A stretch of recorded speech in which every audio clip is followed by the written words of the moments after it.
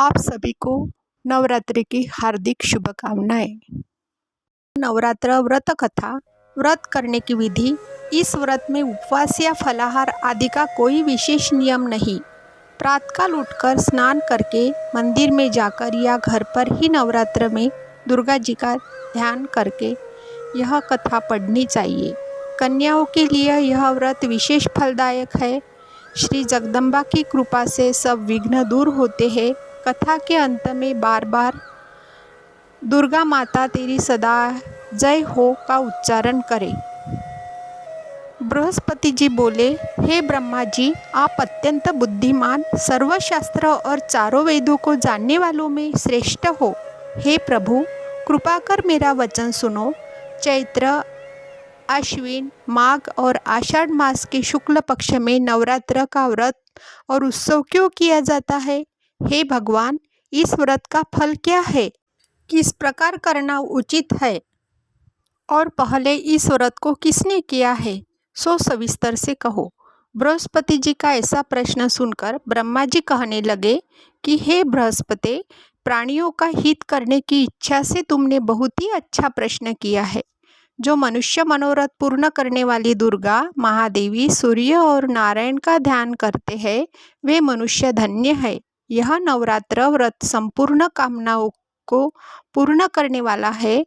इसके करने से पुत्र चाहने वालों को पुत्र, धन चाहने वालों को धन, विद्या चाहने वाले को विद्या और सुख चाहने वालों को सुख मिलता है। इस व्रत को करने से रोगी मनुष्य का रोग दूर हो जाता है और कारागार हुआ मनुष्य बंधन से छूट जाता है। मनुष्य की तमाम आपत्तियां दूर हो जाती है और उसके घर में संपूर्ण संपत्तियां आकर उपस्थित हो जाती है। बंध्या और काग बंध्या के इस व्रत करने से पुत्र हो जाता है। समस्त पापों को दूर करने वाले इस व्रत करने से ऐसा कौन सा मनोरथ है जो सिद्ध नहीं हो सकता? जो मनुष्य इस अलभ्य मनुष्य देह को पाकर भी नवरात्र का व्रत नहीं करता है, वह माता पिता से हीन हो जाता है, अर्थात उसके माता पिता मर जाते हैं और अनेक दुखों को भोगता है। उसके शरीर में कुष्ठ हो जाता है और अंग से हीन हो जाता है। उसे संतानोत्पत्ति नहीं होती है। इस प्रकार वह मूर्ख अनेक दुख भोगता है। इस व्रत को न करने वाला निर्दयी मनुष्य धन और धान्य से रहित हो, भूख और प्यास के मारे पृथ्वी पर घूमता है और गूंगा हो जाता है। जो सुहागिन स्त्री भूल इस व्रत को नहीं करती है, वह पति से हीन होकर नाना प्रकार के दुखों को भोगती है। यदि व्रत करने वाला मनुष्य सारे दिन का उपवास न कर सके तो एक समय भोजन करे और उस दिन बांधुओं सहित नवरात्र व्रत की कथा श्रवण करे। हे बृहस्पति, जिसने पहले इस महाव्रत को किया है, उसका पवित्र इतिहास मैं तुम्हें सुनाता हूँ। तुम सावधान होकर सुनो।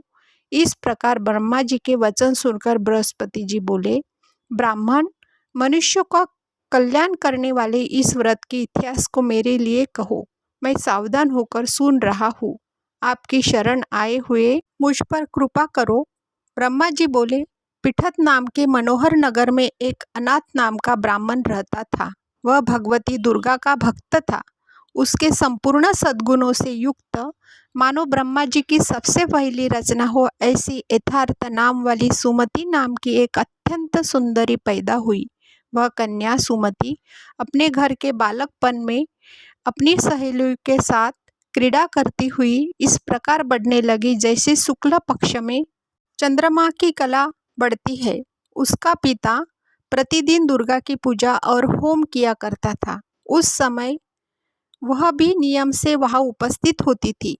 एक दिन वह सुमति अपने सखियों के साथ खेलने लग गई और भगवती के पूजन में उपस्थित नहीं हुई। उसके पिता को पुत्री की ऐसी असावधानी देखकर क्रोध आया और पुत्री से कहने लगा कि हे दुष्ट पुत्री, आज प्रभात से तुमने भगवती का पूजन नहीं किया। इस कारण मैं किसी कुष्ठी और दरिद्री मनुष्य के साथ तेरा विवाह करूंगा। इस प्रकार कुपित पिता के वचन सुनकर सुमति को बड़ा दुख हुआ और पिता से कहने लगी, हे पिताजी, मैं आपकी कन्या हूँ। मैं आपके सब तरह अधीन हूँ। जैसी आपकी इच्छा हो वैसा ही करो। रोगी, कुष्ठी अथवा किसी के साथ जैसी तुम्हारी इच्छा हो मेरा विवाह कर सकते हो। वही जो मेरे भाग्य में लिखा है, मेरा तो इस पर पूर्ण विश्वास है। मनुष्य न जाने कितने मनोरथ का चिंतन करता है, पर होता वही जो भाग्य में विधाता ने लिखा है। जो जैसा करता है उसका फल भी उस कर्म के अनुसार ही मिलता है, क्योंकि कर्म करना मनुष्य के अधीन है, पर फल देव के अधीन है। जैसे अग्नि में पड़े हुए तृणादि उसको अधिक प्रदीप्त कर देते हैं, उसी तरह अपनी कन्या के ऐसे निर्भयता से कहे हुए वचन सुनकर उस ब्राह्मण को अधिक क्रोध आया। तब उसने अपनी कन्या को एक कुष्टी के साथ विवाह कर दिया। अत्यंत क्रुद्ध होकर पुत्री से कहने लगा कि जाओ जाओ, जल्दी जाओ, अपने कर्म का फल भोगो, देखे केवल भाग्य भरोसे पर रहकर क्या करती है। इस प्रकार से कहे हुए पिता के कटु वचनों को सुनकर सुमति अपने मन में विचार करने लगी कि अहो मेरा बड़ा दुर्भाग्य है जिससे मुझे ऐसा पति मिला। इस तरह अपने दुख का विचार करती हुई वह सुमति अपने पति के साथ वन चली गई और भयावने कुशायुक्त उस स्थान पर उन्होंने वह रात बड़े कष्ट से व्यतीत की। उस गरीब बालिका की ऐसी दशा देखकर भगवती पूर्व पुण्य के प्रभाव से प्रकट होकर सुमति से कहने लगी कि हे दीन ब्राह्मणी, मैं तुम पर प्रसन्न हूँ, तुम जो चाहो वरदान मांग सकती हो, मैं प्रसन्न होने पर मनवांछित फल देने वाली हूँ। इस प्रकार भगवती दुर्गा का वचन सुनकर ब्राह्मणी कहने लगी कि आप कौन है जो मुझ पर प्रसन्न हुई हो, यह सब मेरे लिए कहो और अपनी कृपा दृष्टि से मुझ दीन दासी को कृतार्थ करो। ऐसा ब्राह्मणी का वचन सुनकर देवी कहने लगी कि मैं आदि शक्ति हूँ और मैं ही ब्रह्मा, विद्या और सरस्वती हूँ। मैं प्रसन्न होने पर प्राणियों का दुख दूर कर उसको सुख प्रदान करती हूँ। हे ब्राह्मणी, मैं तुझ पर तेरे पूर्व जन्म के पुण्य के प्रभाव से प्रसन्न हूँ। तुम्हारे पूर्व जन्म का वृत्तांत सुनाती हूँ, सुनो। तू पूर्व जन्म में निषाद भिल्ल की स्त्री थी और अति पतिव्रता थी। एक दिन तेरे पति निषाद ने चोरी की। चोरी करने के कारण तुम दोनों को सिपाहियों ने पकड़ लिया और ले जाकर जेल खाने में कैद कर लिया। उन लोगों ने तेरे को और तेरे पति को भोजन भी नहीं दिया। इस प्रकार नवरात्र के दिनों में तुमने न कुछ खाया और न जल ही पिया, इसलिए 9 दिन तक नवरात्र का व्रत हो गया। हे ब्राह्मणी, उस दिनों में जो व्रत हुआ उस व्रत के प्रभाव से प्रसन्न होकर तुम्हें मनोवांछित वस्तु दे रही हूँ। तुम्हारी इच्छा हो सो मांगो। इस प्रकार दुर्गा के कहे हुए वचन सुनकर ब्राह्मणी बोली कि अगर आप मुझ पर प्रसन्न हैं तो हे दुर्गे, आपको प्रणाम करती हूँ। कृपा करके मेरे पति को कोढ़ को दूर करो। देवी कहने लगी कि उन दिनों में जो तुमने व्रत किया था उस व्रत के एक दिन का पुण्य अपने पति का कोढ़ दूर होने के लिए अर्पण करो। मेरे प्रभाव से तेरा पति कोढ़ से रहित और सोने के समान शरीर वाला हो जाएगा। ब्रह्मा जी बोले। इस प्रकार देवी का वचन सुनकर वह ब्राह्मणी बहुत प्रसन्न हुई और पति को निरोग करने की इच्छा से ठीक है ऐसे बोली। तब तक उसके पति का शरीर भगवती दुर्गा की कृपा से कुष्ठहीन होकर अति कांति युक्त हो गया, जिसकी कांति के सामने चंद्रमा की कांति भी क्षीण हो जाती है।